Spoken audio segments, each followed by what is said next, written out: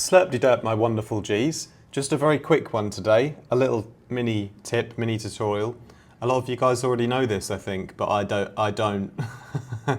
I've got to shout out one of my students, Elijah, as well, for putting me onto this idea.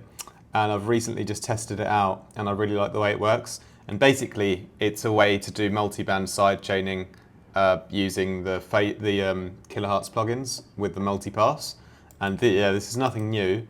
But yeah, I was just looking for a solution as a little workaround because I'm traveling and I've got my laptop and I don't have all the same plugins that I do on my desktop at home.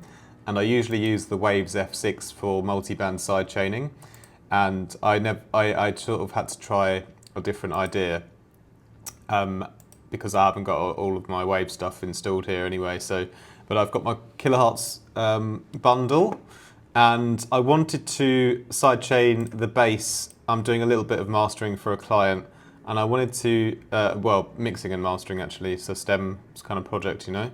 And I wanted to, get the kick drum here to cut through the bass a little bit better. And yeah, it just wasn't quite cutting through yet. And so basically, yeah, there's a little bit of a conflict there still, you know? But I don't want to, because I want to get it perfect, I don't want to sidechain the whole bass with the compressor. I only want to take out a little bit of the low end.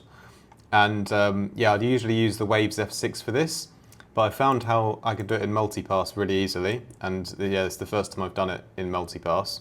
And yeah, essentially, all I really do is I have my bands up here at the top. If it wants to let me.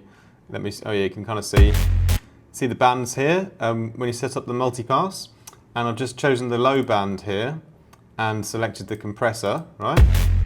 And I've set my sidechain to input from the bass drum. And then for the settings, you can kind of see.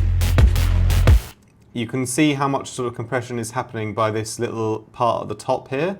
So the volume of the bass originally goes sort of up to here. And I've set my threshold to be down here, so it's a little bit lower. And then you can see how much compression is happening up here. So if I didn't compress it enough, there it's not really doing anything. If I go too low, obviously, it's going to start compressing loads.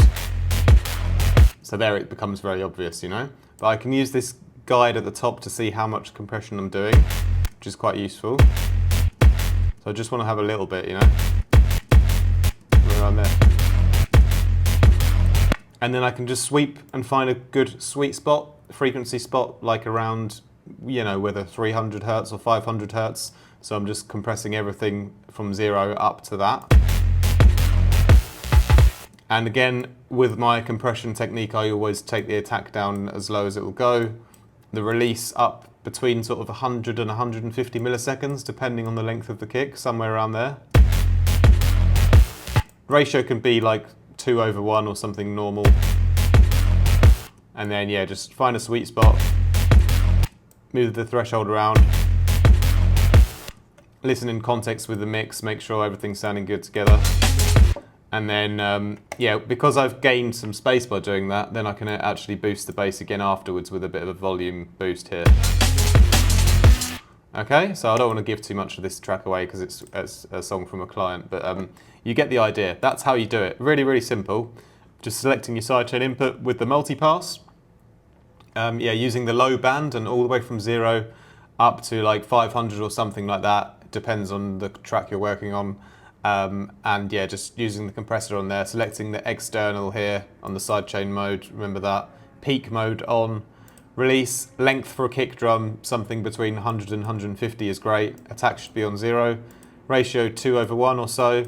And then use the threshold and see how much, this top part here, how much it's actually, you know, compressing. So you've got a bit of a visual guide as well.